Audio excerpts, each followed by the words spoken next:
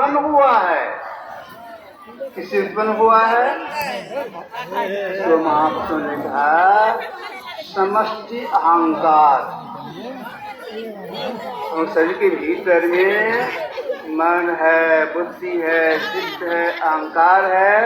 यह दृष्टि रूप में जो आवरण है, जो कोई आवरण नहीं, बाहर तो दोनों जगह, उसको बोलते हैं समष्टि।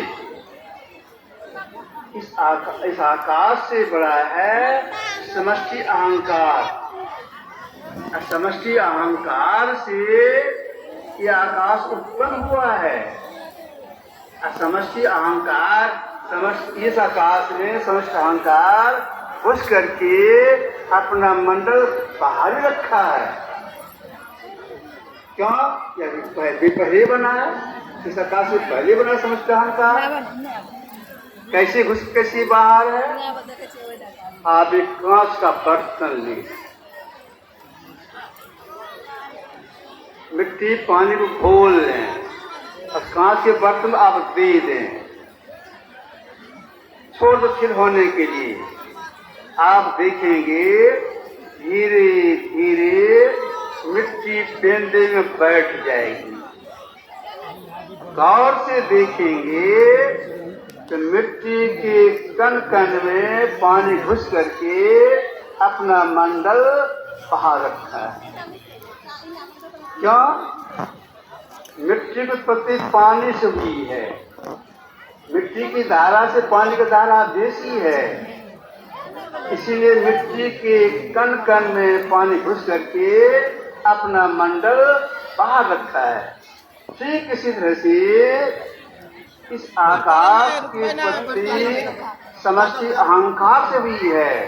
समष्टि अहंकार इस आकाश में घुस करके अपना मंडल बाहर रखते हैं। बाहर होने पर भी यह भी सीमित ससीम है, जो आकाश है। किसी उत्पन्न हुआ है, क्या किसी उत्पन्न हुआ है? समष्टि बुद्धि से, याद रखिएगा, समष्टि बुद्धि से।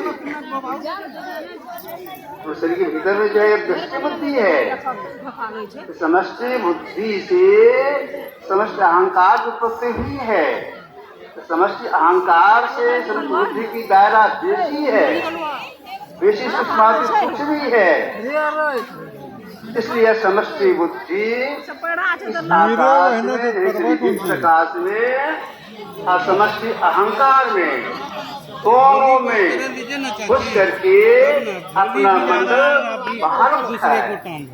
जैसे मिट्टी के कण कण में पानी घुस कर अपना बाहर रखा है, ठीक ऐसे इस आकाश में और समष्टि अहंकार में, दोनों में समष्टि बुद्धि घुस करके अपना मंडल बाहर रखा है।